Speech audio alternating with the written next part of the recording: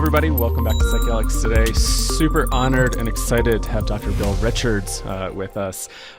Dr. Richards is a senior advisor over at Sunstone and also one of the co-founders at the Center for Psychedelic and Consciousness Research at Johns Hopkins University.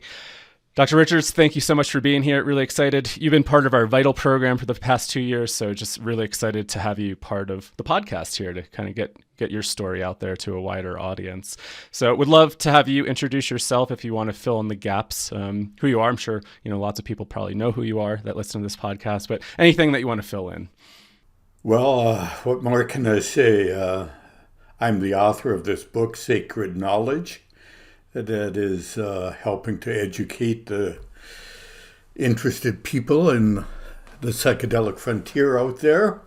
It's in about its 10th foreign translation right now and is making its way in the world. I continue to be very committed to the psychedelic research frontier, especially the applications in palliative care, though I'm interested in just about everything. Beautiful. I was kind of curious if we could start by rewinding the clock a few decades here. You've been at this for quite a while. And did you get your start at Spring Grove, or how did you get your start in this space? Oh, that's a wonderful story. I love to tell it. I'll try to be concise. Believe it or not, I was once 23 years old, and I was actually at the University of Göttingen in Germany, intending to study theology, my second year of the Yale Divinity School. And they were doing some research at the psychiatric clinic around the corner with some new drug that was supposed to evoke memories from early childhood. And it sounded interesting, and I volunteered. And they asked me if I got drunk very often. I didn't. So they led me to this little basement room with a narrow window looking out over the hospital garbage cans. And they gave me an injection and left me alone. And I lay there ready to experience any grisly memories that impacted my Oedipal complex or whatever. And to my amazement, this incredibly beautiful, profound, transcendental form of awareness opened up. And they checked in on me periodically, and when it was over, I remember saying, "What was that drug you gave me?" And the answer was psilocybin. But I hadn't even heard the word psychedelic, much less psilocybin at that point. And I was one awestruck, surprised 23-year-old. And in many ways, the rest of my life has been footnotes to that experience. December 4th, 1963. That's early. Wow. Yeah, you were still in the mind of God, probably. Yeah, absolutely. That's well put. So how did you go from there? Did you decide to jump into something more clinical instead of theology, or did you finish your theology work? Well, I started volunteering as a guide there. It was psychedelics were still legal in Germany, and there were English-speaking people who wanted a legal experience. And so I became kind of a research volunteer in the clinic. My friend Wally Pankey came through. He had done the Good Friday study, and we became fast friends and guided one another in a few sessions ourselves in the clinic there. It's hard to believe, but at that point in time, there was nothing controversial about giving a psychedelic to a graduate student, especially if he wrote a good report, It was a non-addictive, interesting new substance, And so I became a research assistant. And then in the structure of the German university, you can take courses anywhere you want. You just show up in the classroom. And at the end of the semester, you get the professor to sign your Studienbuch that proves you showed up there. And so I discovered that the exciting courses for me were all in the Department of Psychiatry. And I took fascinating courses there, and also some theological courses so I could get credit back at Yale when I returned for the year, which was not guaranteed. But when I returned to Yale,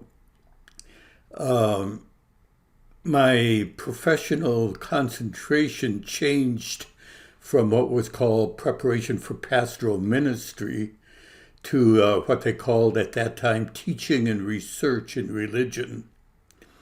And I zeroed in more and more on the psychology of religion. And then the next year got a second master's at Andover Newton in the psychology of religion with Walter Houston Clark.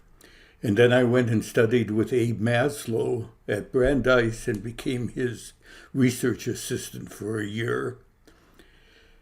And then I was offered a job working with LSD in Baltimore at Spring Grove Hospital. And that was irresistible.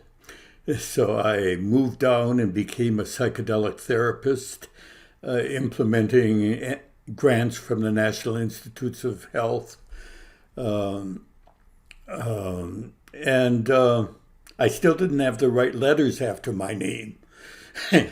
I needed those magic letters, Ph.D. So I commuted to Catholic University and finally got the right letters after my name. And I've been in the psychedelic research arena ever since. When you got to Spring Grove the first time, did you, was Stan Groff there already? Or what was happening there at that point? He arrived, Stan arrived the same time I did. He came from Czechoslovakia. In fact, we shared an office at first. So he's been a friend for a long, long time. Yeah, beautiful. Implementing the grants sounds interesting. I'm sure there's all sorts of people doing that now. But we hope we get more NIH grants sooner than later to keep this thing going. Yeah. Yeah, we had two big ones, one for treatment of alcoholism and one for treatment of hospitalized people with severe depression and personality disorders. And then we got a grant for, not from the government, but from a private donor for work with terminally ill people, end-of-life issues. And then we got another grant for treatment of narcotic addiction. So it just kept developing, and I remember when we sat around the conference table wondering how we would train all the hordes of psychedelic therapists that would be needed in a few years. And the New Maryland Psychiatric Research Center was constructed, this beautiful 4-story building, basically dedicated to research in other states of consciousness. Psychedelic treatment suites, library, auditorium, biochemical labs, sensory isolation, chambers and rooms, everything you could wish for, animal research. That was 1970. And that's the same year Nixon said that Timothy Leary was the most dangerous man in America. And the Maryland taxpayers were saying, why are we using taxpayers' money to support psychedelic research? And the whole thing closed down I hung on till Wow. 1977. But then the whole clinical sciences department was transferred to the University of Maryland, and the psychiatric faculty decided psychedelic research was just too controversial, and they changed the whole focus to schizophrenia, which is also an important area. But that was the death of psychedelic research for the country, really. What was that like to be part of like, this center? You guys are thinking about training, people and really thinking about the future. And then all of a sudden it stops. Like, what was that like? What were you guys going through at that point? Well, there were less and less of us to go through it. John Reed and Rich Jensen and I were about the only ones near the end. Uh, it was sad. I think I comforted myself a little by remembering that these drugs have been around since at least 1500 BC, if not the dawn of man. And they have surfaced and been repressed in many cultures many times. And maybe it was just too much too soon. The culture wasn't quite ready for it. But I hoped it would come alive again in my lifetime. And of course, 22 years later, when Roland and I, with the devious support of Bob Jesse, were able to get things started at Hopkins, it was joyful. And I remember the first session I ran at Hopkins after designing the treatment room and going through all the hoops to get legal psilocybin in our pharmacy and so on. And I gave psilocybin to this sort of monk-like fellow from the UK. And he was lying on the couch with tears streaming down his eyes, couldn't believe how beautiful and meaningful it was. And I remember thinking, how could this ever have been considered illegal? Just mind-boggling. And since then, of course, many hundreds of people have been treated at Hopkins and elsewhere. And the research is coming alive internationally in ways I would never have dared imagine. But in those 22 years, to answer your question, I raised my two sons. I played my piano. I took care of my garden. I saw some private patients. I did some college teaching. And poof, you'd be surprised how fast 22 years go by. But it sure has been great to be back in the swing of things again. Yeah. There's a tone of religious experience in how you speak about this. Obviously, your book is called Sacred Knowledge, a beautiful book. But how do you like to frame this? Are these secular experiences? Are these, purely little blinkies going on in the brain? Or what? How do you like to frame this for you? Well, there are many, many strata, varieties of psychedelic experiences.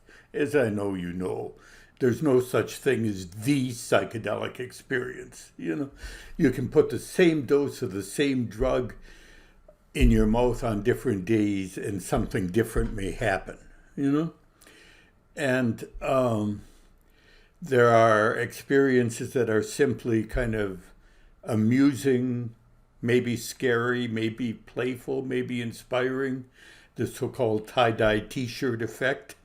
Nothing wrong with that, but there's nothing profound about it, Then there's this whole realm of what we call psychodynamic, psychological experiences, accelerating ordinary psychotherapy, where you dive into unresolved grief and guilt and childhood traumas and what many people might call a bad trip. It's really not a bad trip. It's intensive psychotherapy, but it's no fun.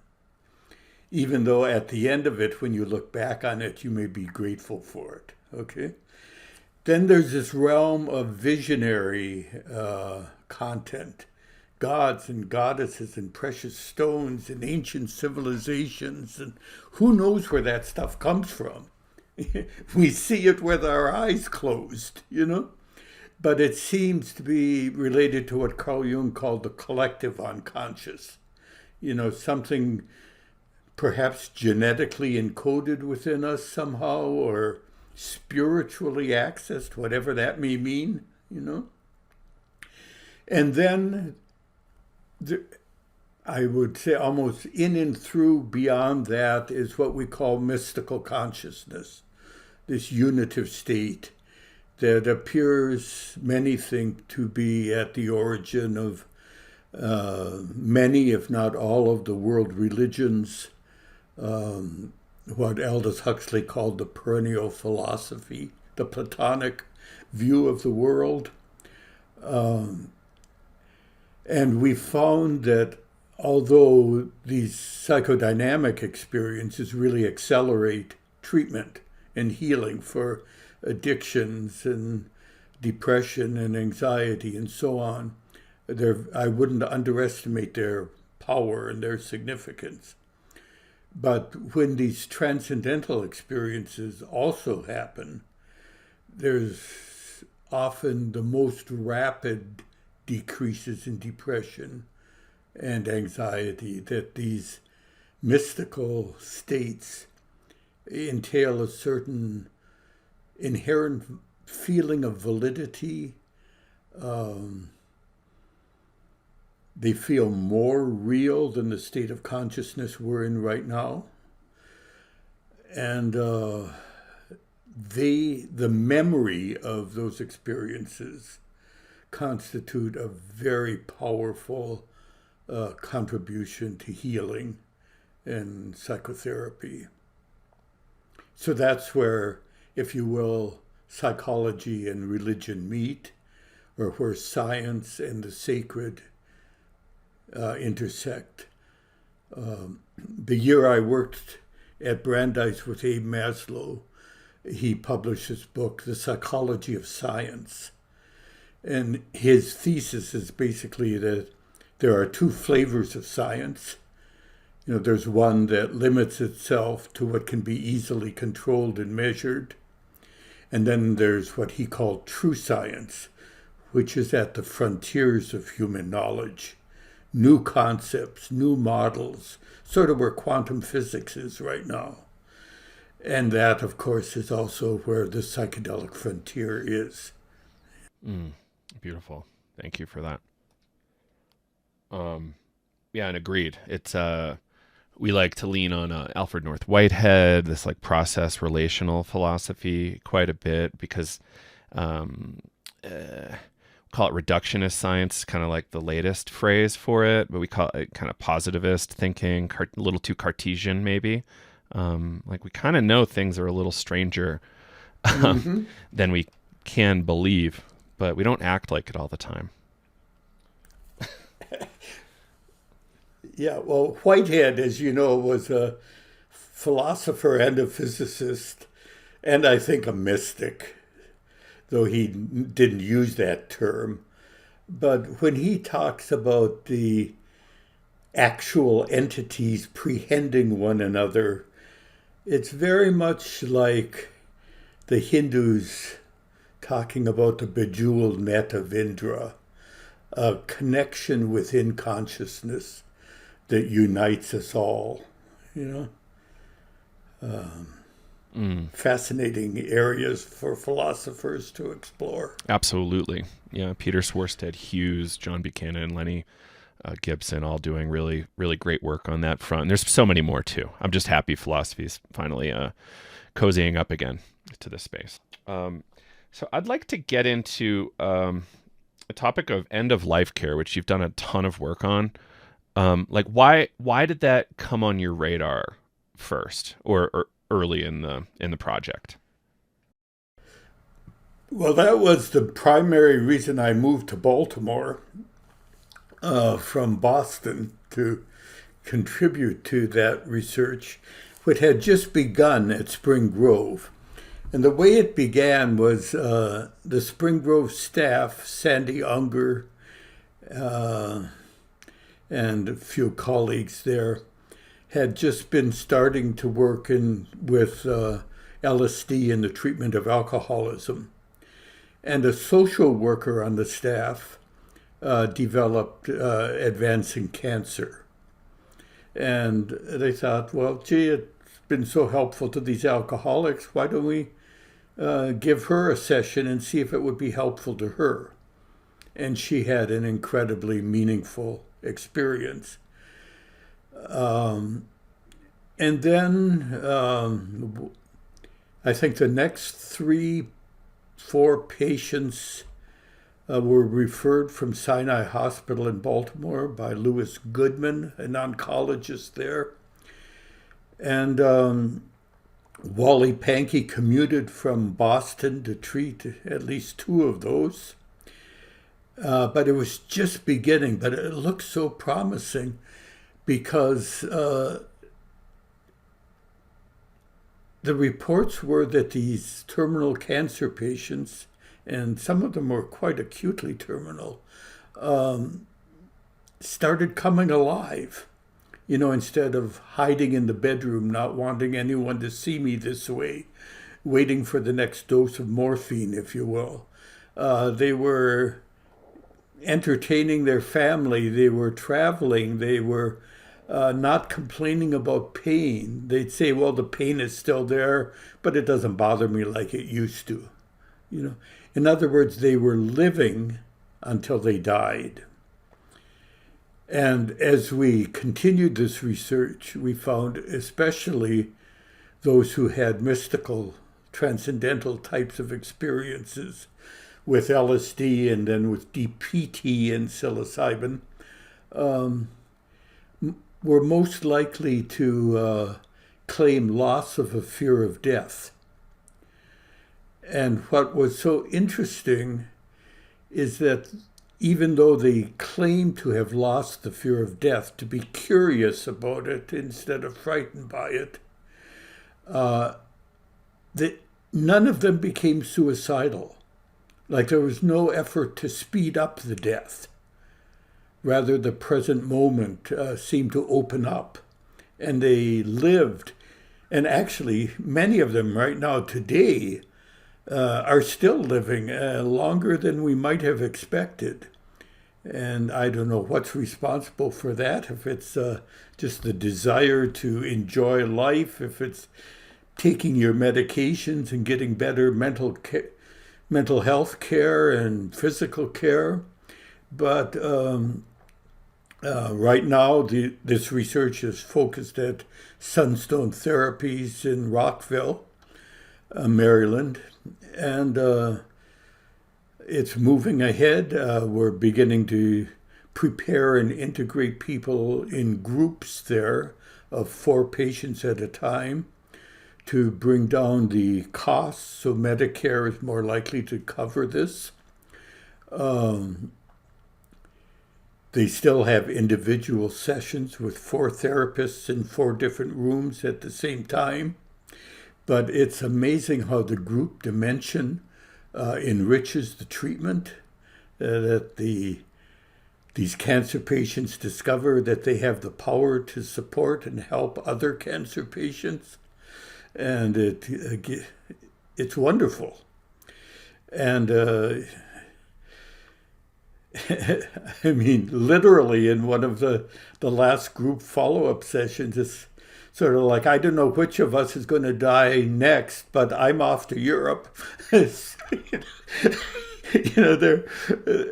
wonderful to see them living so fully. And of course, the bottom line is it's not only cancer patients who are mortal.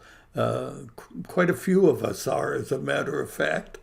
So this may have some rather profound relevance for changing the whole attitude towards death in Western culture.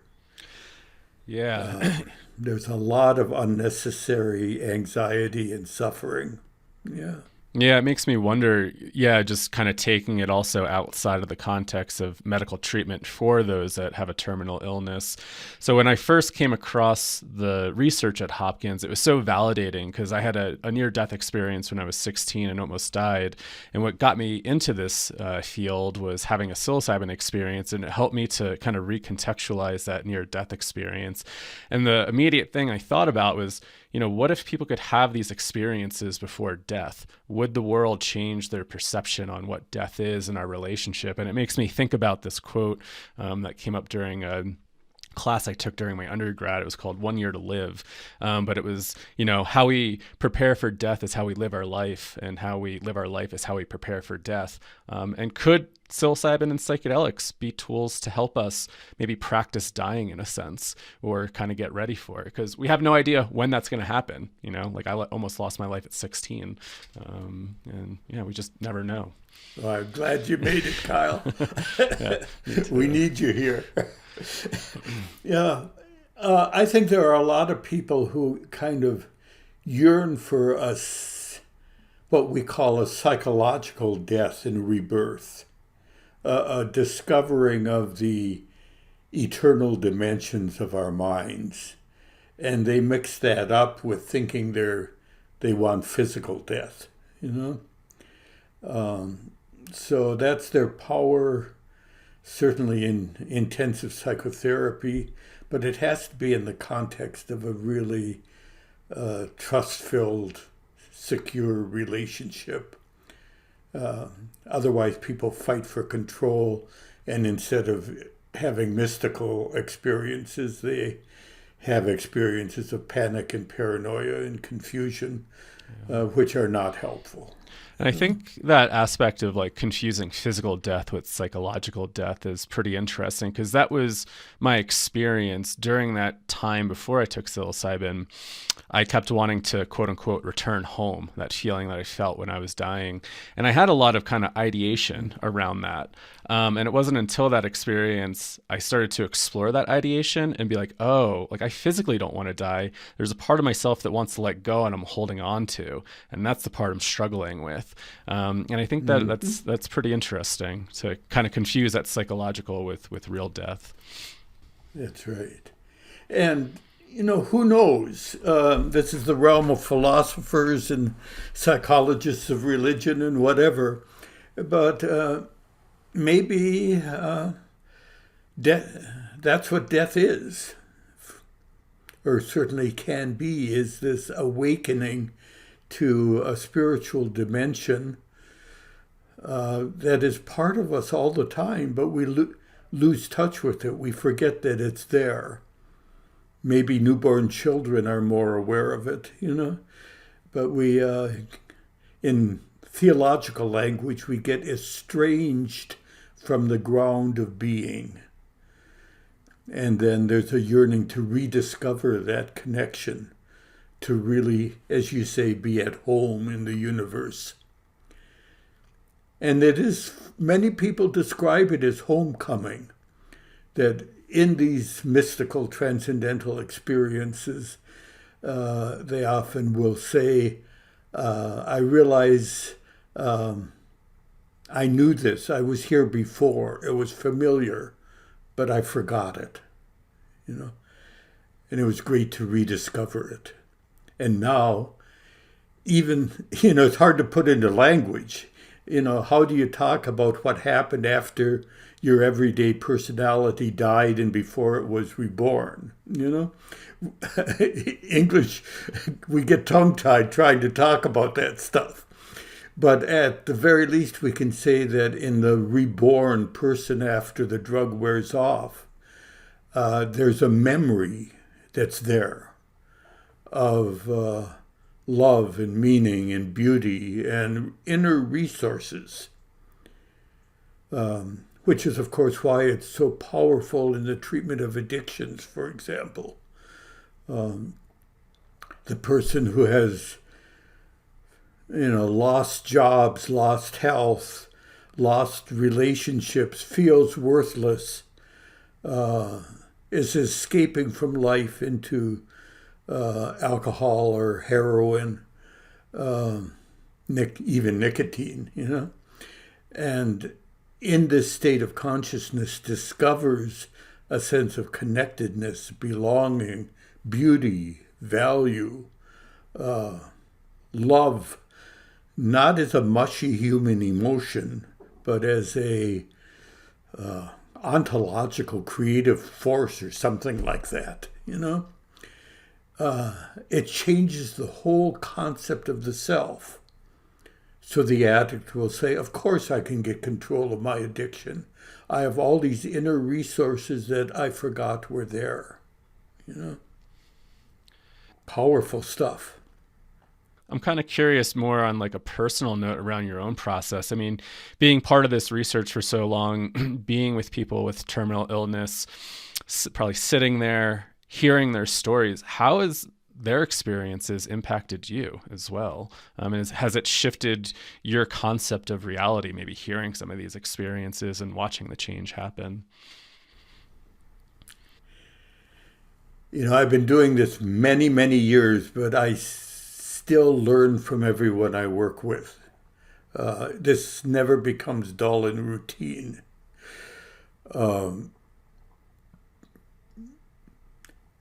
I've also had my own psychedelic sessions, and spontaneous glimpses of these deeper realms of consciousness, as in music performance. And I think I have a nonverbal centered respect for what they experience. And I always let the research volunteer, the patient, choose his or her own words and concepts to express their experience, But whatever language, whatever system of words they choose, I have an intuitive sense of what they're talking about, and a respect for it, an honoring of it. And then I reliably witness, people coming alive, getting control over their addictions, coming out of their depression, living until they die if they have cancer. And it's really incredibly meaningful, joyful work. I think that's why I'm incapable of retiring. Beautiful. I have a question about this end of life topic as it relates to perhaps we're going to get a little outside the realm of science here, but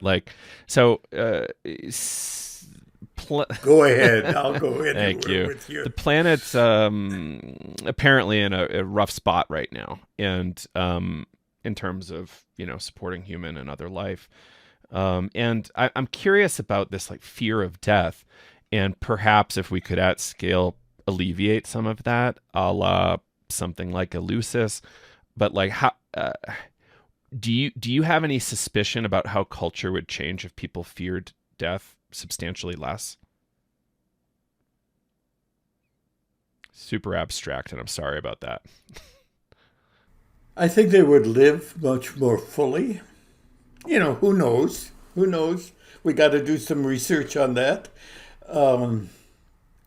It's not only losing fear of death, it's also becoming a more compassionate presence in the world, valuing diversity, different system of values, perhaps.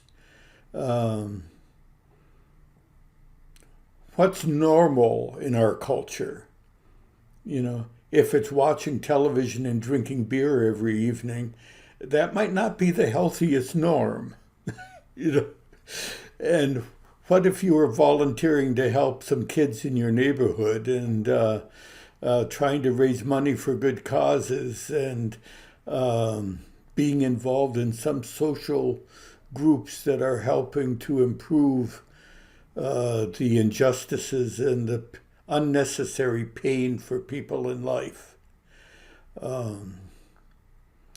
I think that's a gradual process. I'm very fond of the Zen Buddhist model of the ox herding series as a metaphor for the spiritual life, if you will. You know, you begin by searching for meaning. What should I make of the fact that I discover myself on this planet for less than 100 years, you know? So you begin searching for the ox, and then you find the first footprints, and the day comes when you sight it, and then you interact with it and argue with it and deal with it, and then you ride upon the ox. Then you may even become the ox or enter into a unitive state where there's no ox and no you. But then the culmination of the spiritual life, as expressed in this series, is riding the ox back home from the mountaintop to the village to chop wood and carry water, to be a compassionate presence in the everyday world. And that doesn't happen overnight.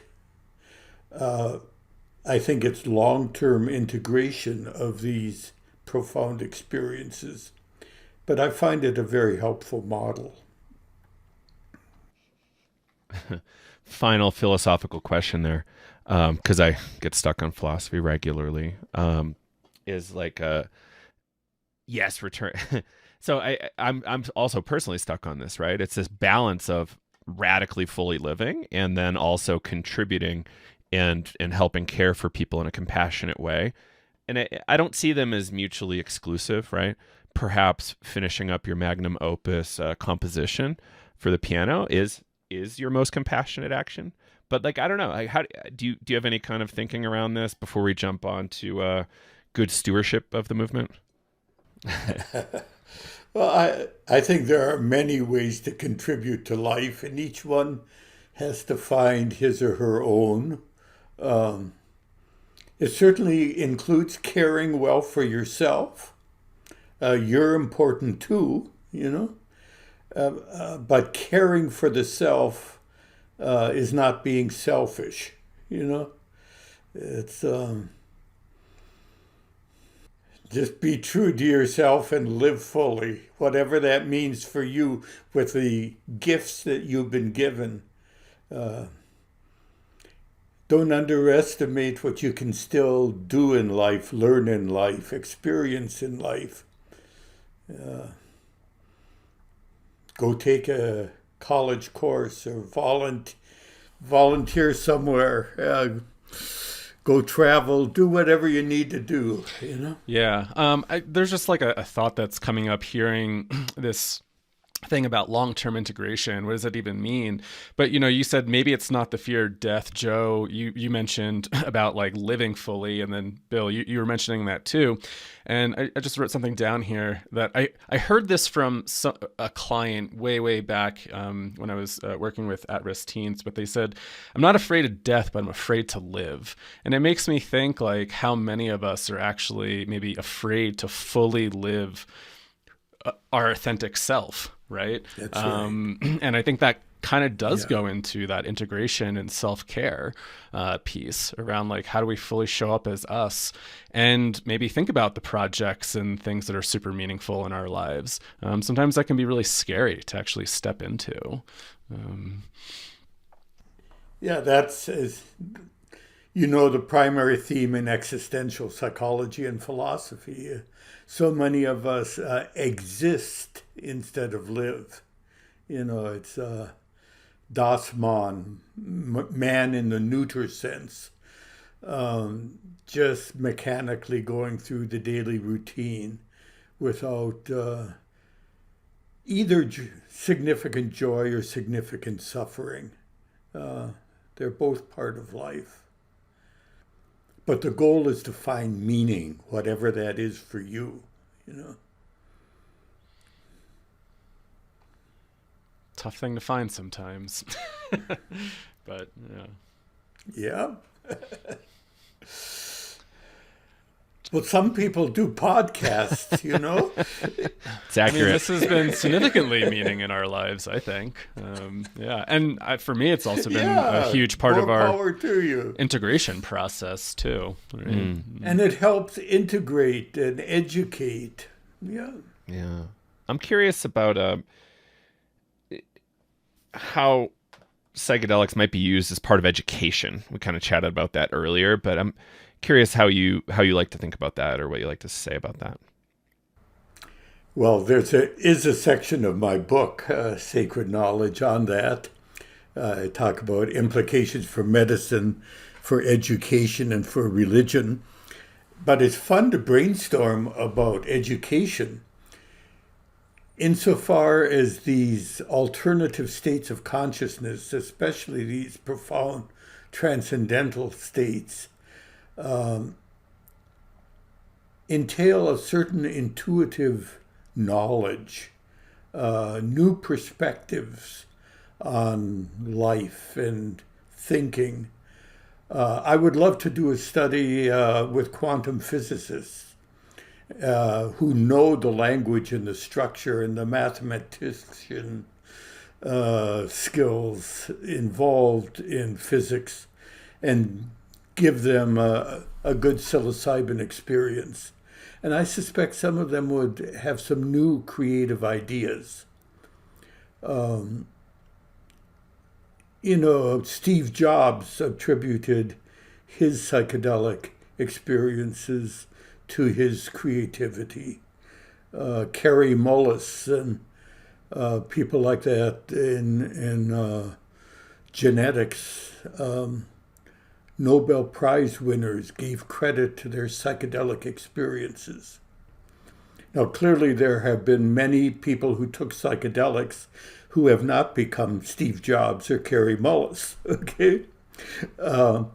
But it depends on the skills you have, the language base you have, and what you experience in your particular psychedelic session. But there's a huge frontier there for creativity.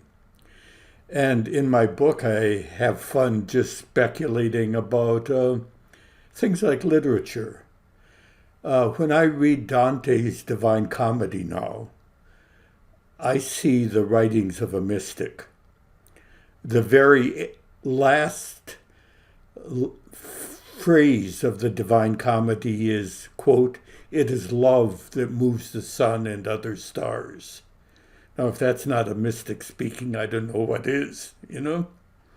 But what if we took an English literature course and let them have a psilocybin experience in a very safe way at a retreat center on a weekend legally? Would they have some new insights into the interpretation of Dante, for example? You know? And so on. Composers in music, would they compose more creatively if they got inside some of the music that we consider great, you know? People often claim to feel like they're inside the mind of the composer during psychedelic sessions, you know, who knows? And so on, that certainly scholars in comparative religion, if you really want to understand Hinduism or mysticism in general, once you experience what's called the Atman-Brahman unity, the drop of water merging with the ocean, the everyday self becoming part of something infinitely greater, then you have a respect for, you understand what Hinduism is talking about. And same with the mystical traditions in Judaism and Christianity and Islam and so on. There's experiential knowledge there. One of my fantasies is that the day will come when psilocybin or similar experiences will be available in an educational setting for people training to be rabbis or ministers or imams or priests. Why not have some firsthand religious experience? And it might help people really believe what they're saying in the pulpit on Sunday morning, and also be open and tolerant to other religions while valuing your own with all due profundity. There may be many paths up the mountain, as we say, and each one is worth traveling and has infinite riches, but maybe ultimately there's only one top to the mountain, or what Paul Tillich, the Protestant theologian, called the really real God. So just thinking that most of this work has been in the realm of medicalization, and we're talking about something that exists a little bit outside of that. How do you think we could get there, or what types of roadblocks, would stop that? Because I think that'd be fascinating, right? If we could be able to do stuff like that in education for certain folks. Yeah. Well, we have to meet the culture where it is, not scare the horses, okay? And I think the first step is like getting medical clearance from the FDA to use psilocybin in palliative care to help people who are approaching death live more fully. We're doing a study right now at Sunstone Therapies where we're giving MDMA, actually, both to a cancer patient and a close family member to help them relate more fully. And that's the beginning of giving the drugs to someone who's not terminally ill, Who knows where that will lead? But, I think the growing edge of our culture is integrating them into medicine as step one. And as that becomes accepted, and if the results continue to be positive, the time may come where we can catch up with other countries like Australia and make it legal for medical personnel. And then beyond that, we may get in sync with other countries like Canada that are more seriously considering the value of these drugs in palliative care. And gradually, they move into being more and more normal. The day may come where you don't have to go to Amsterdam or Jamaica or Colombia or Brazil in order to receive a psychedelic legally. There might be responsibly designed retreat centers, clinics right here in our own country where people could receive medical supervision, determine what risk, if any, there may be, and whether they want to accept that risk, and then skilled preparation, skilled guidance during the period of psychedelic drug action, and initial help in integrating the insights that occur. There's initial integration in the week or so after a powerful session, and then there's long-term integration that continues probably as long as we live. And that's where we need social networks to support.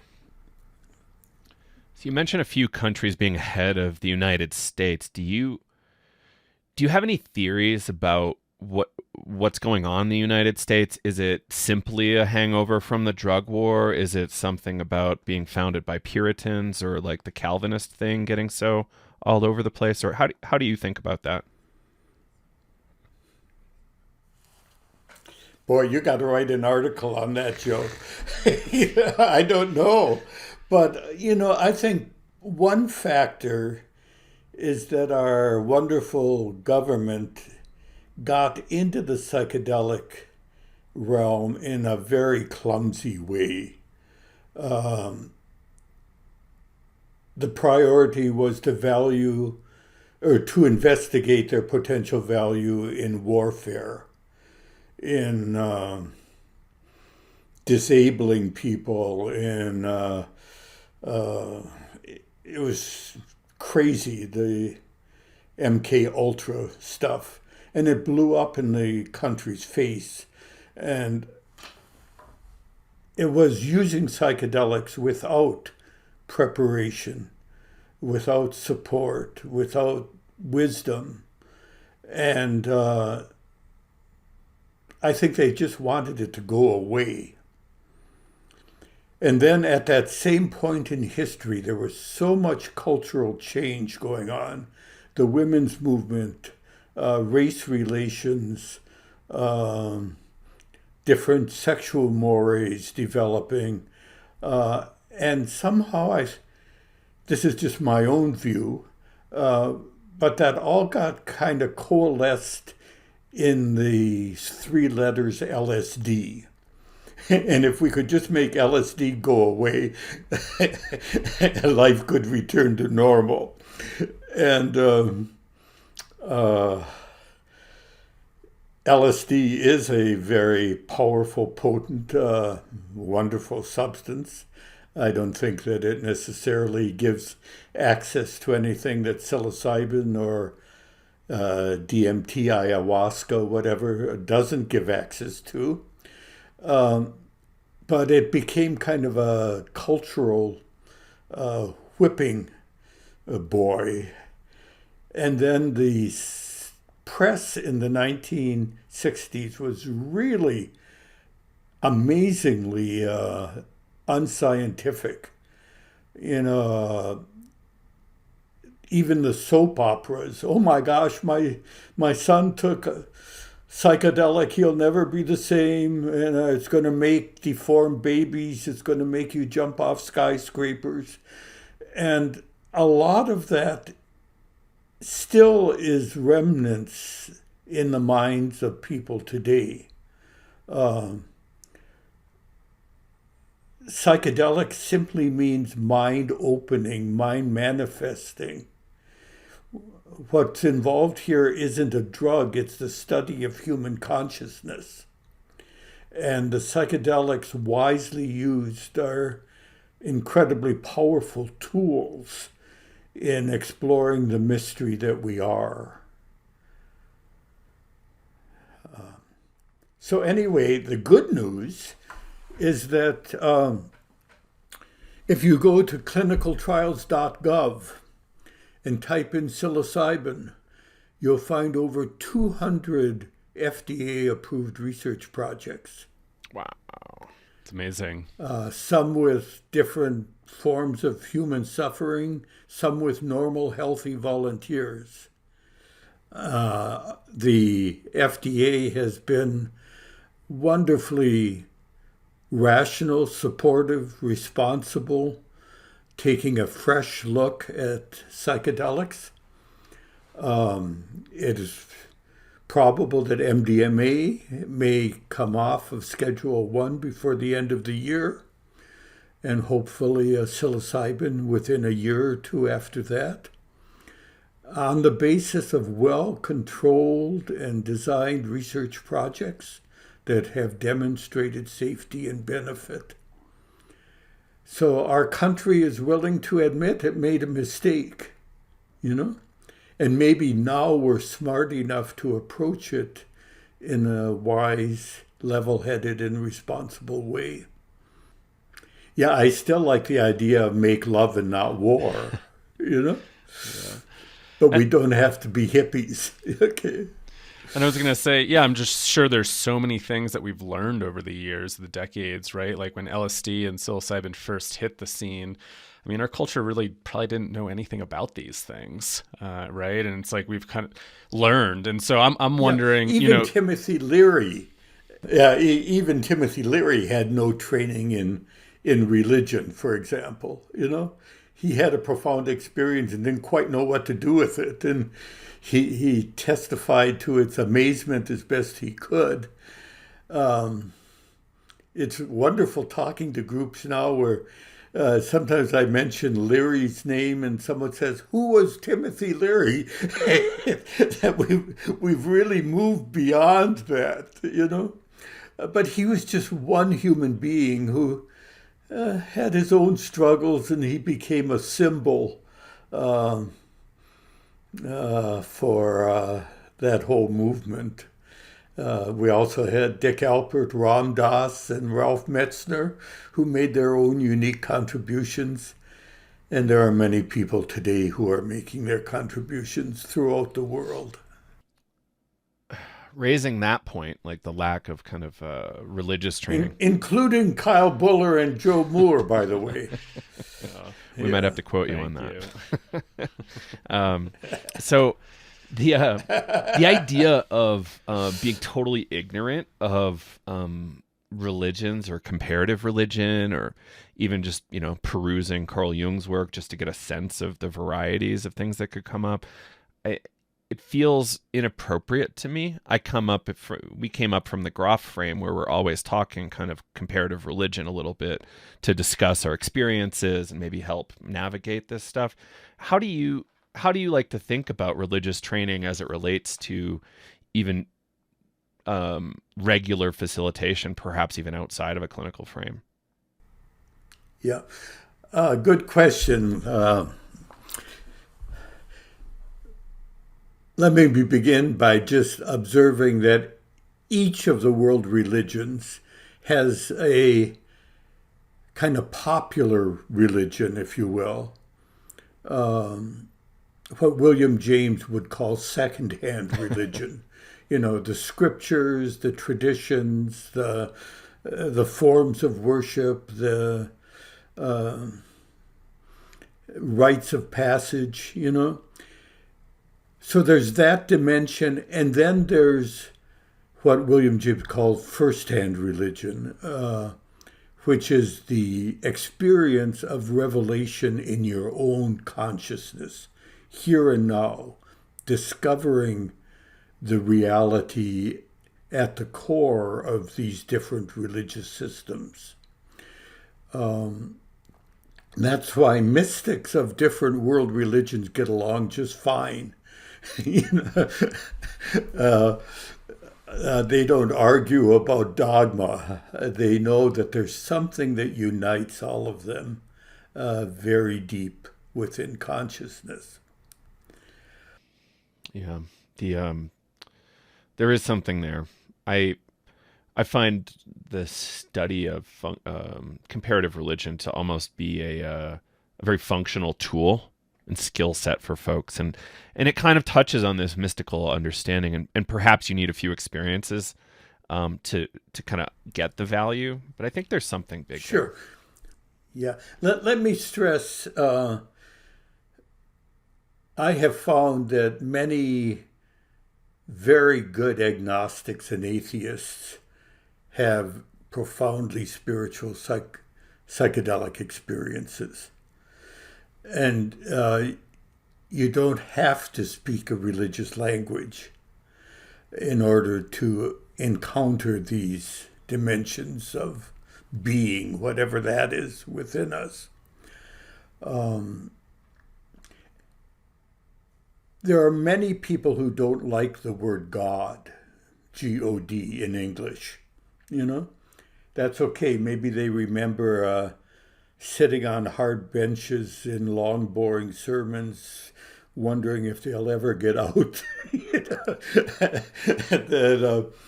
Or they've experienced a lot of deep suffering in life, and they haven't found a framework that makes life meaningful, that gives an explanation for it. And so they choose to define themselves as agnostics or anti-religious. And that's okay. There are many words that different people use for these transcendental states of awareness.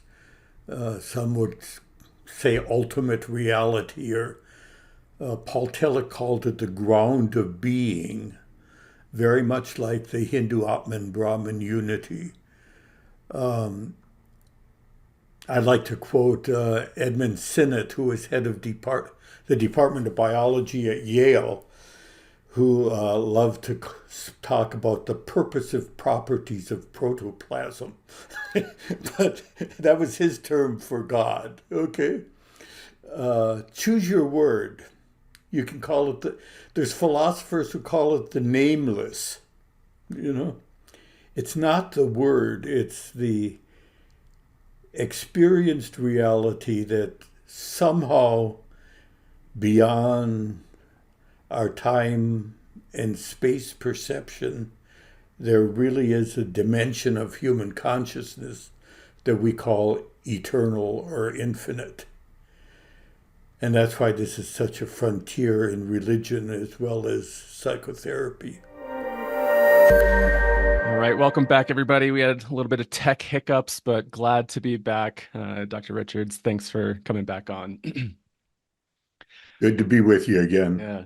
So I'm wondering, as we close out here, I would love to maybe hear what you've learned over all these years, and to the listeners too. Like, what can we really learn about this new psychedelic renaissance? Any kind of challenges that you foresee in the future?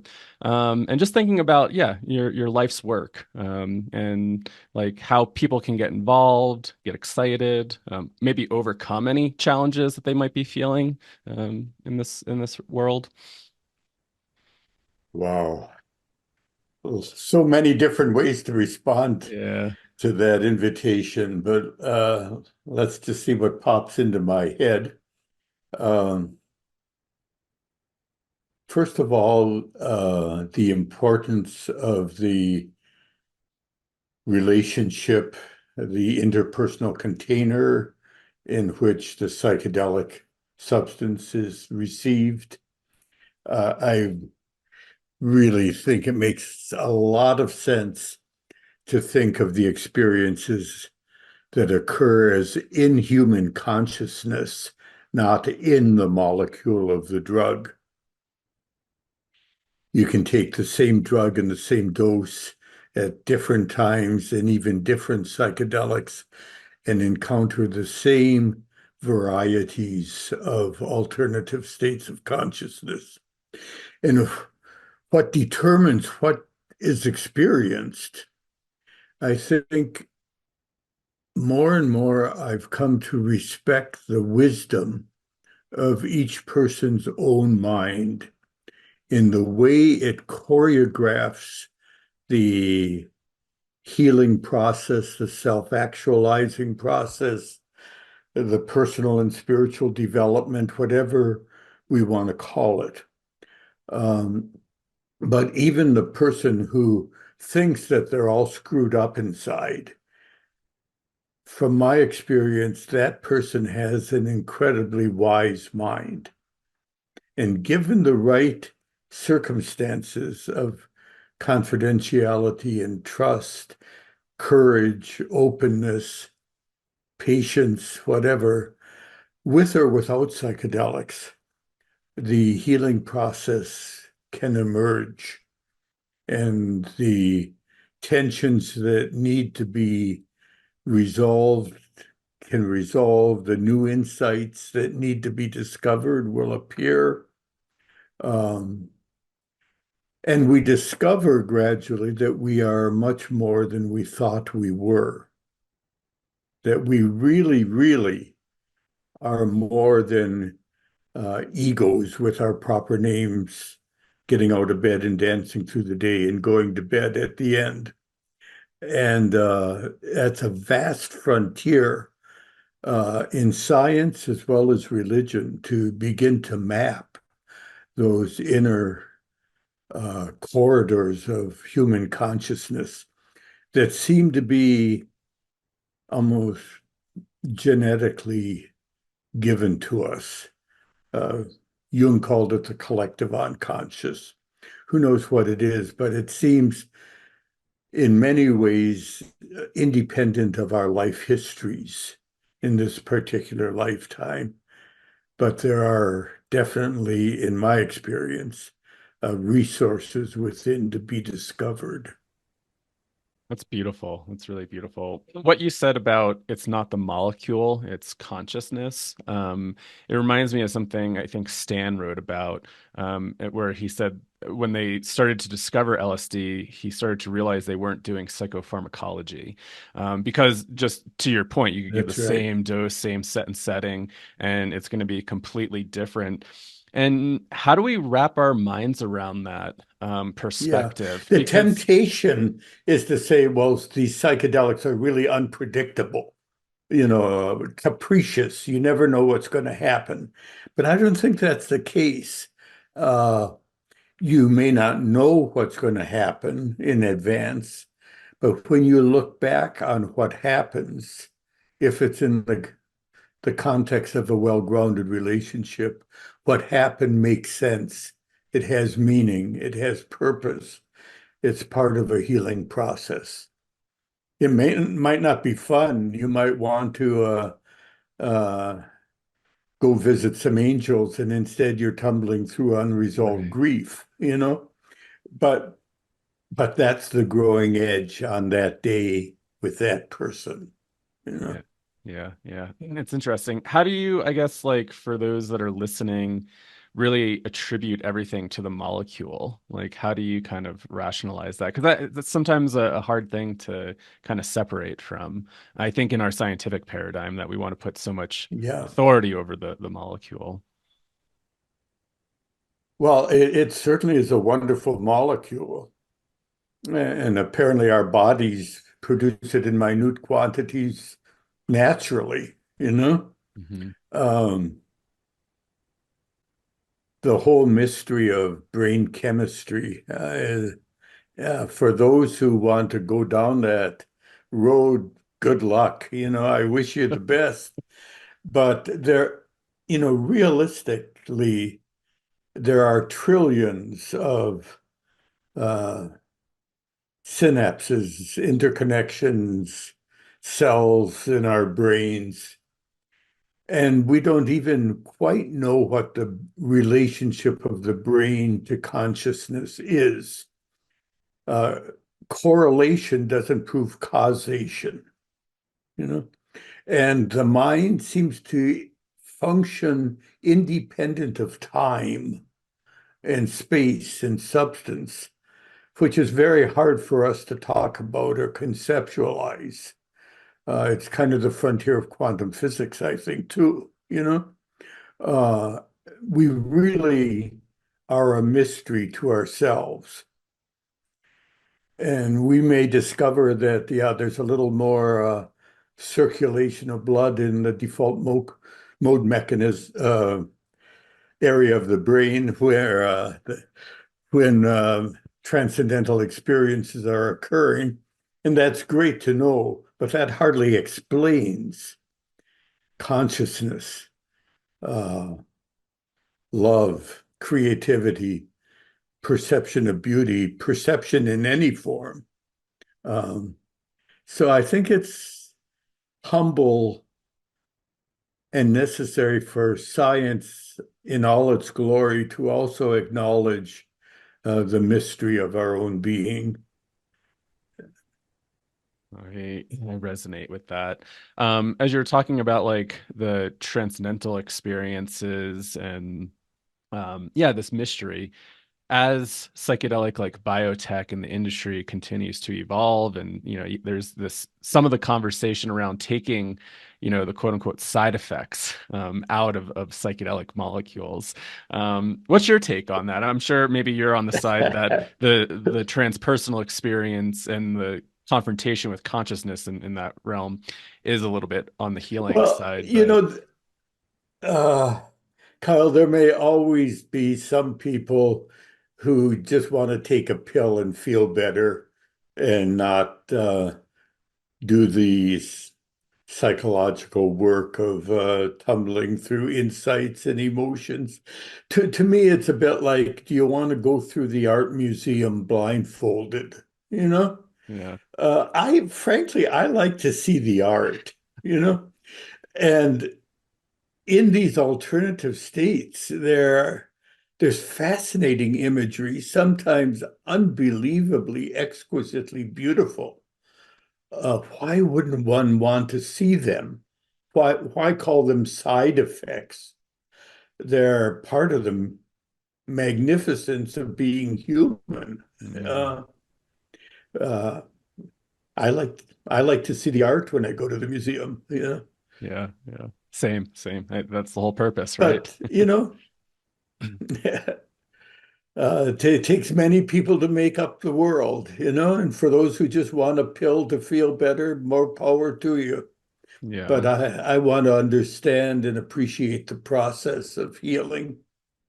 And it's not just healing trauma, it's also self-actualizing creativity. It's discovering uh, that you really are more than you ever thought you were.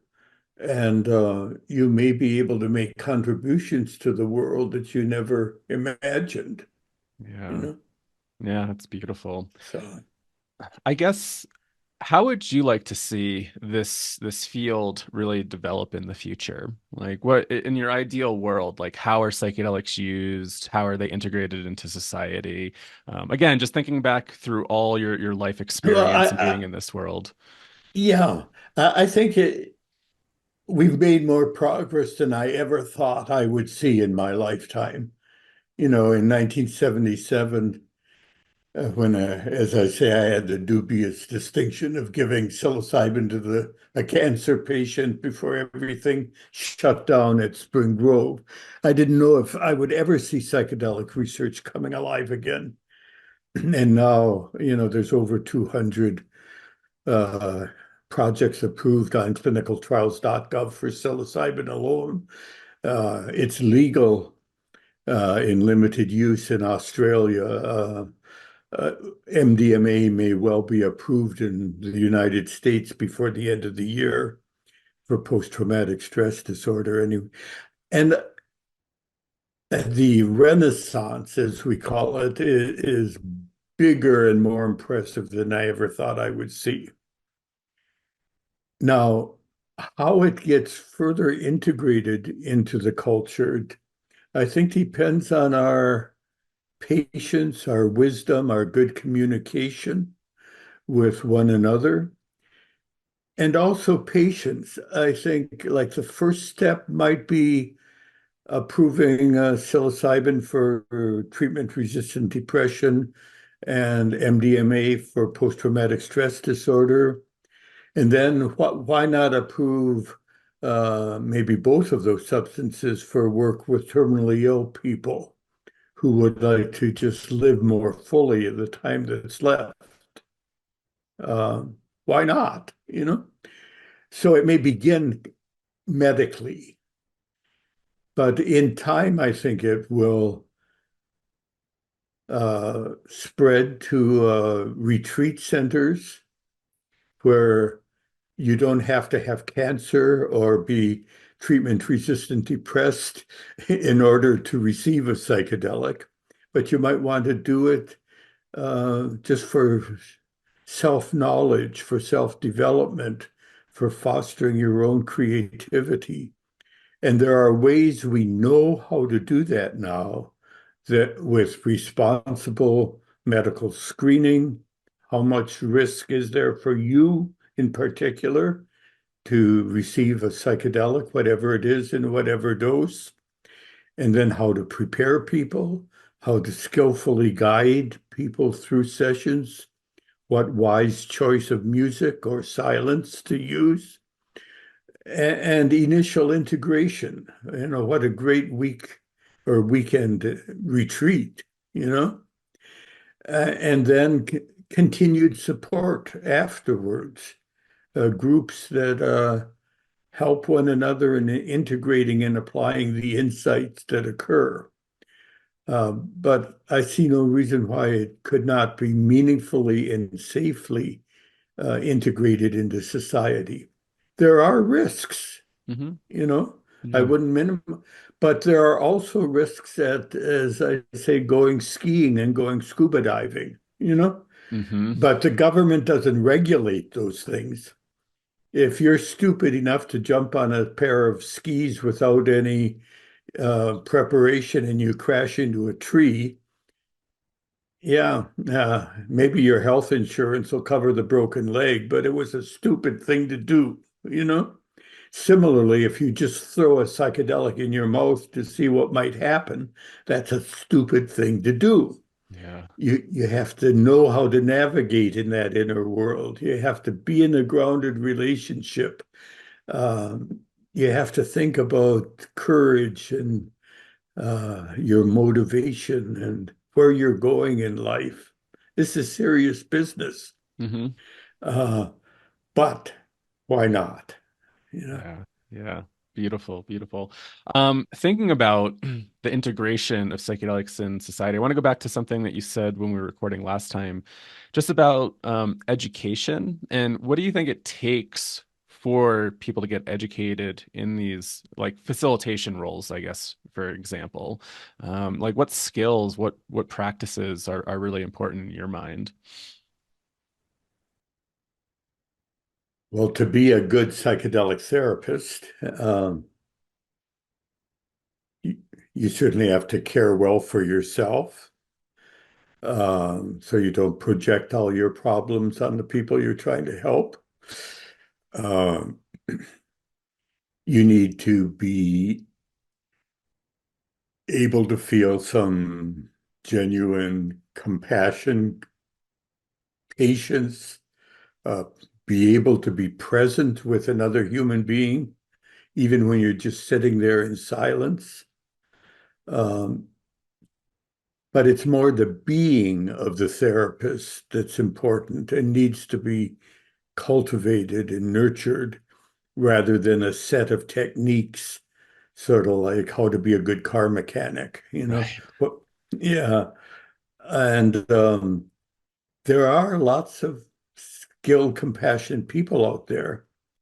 Um, besides psychiatrists and psychologists and social workers and pastoral counselors, I think there are a lot of chaplains, for example, and master's level counselors who might be very helpful in implementing psychedelic therapy, given some special instruction and support and supervision.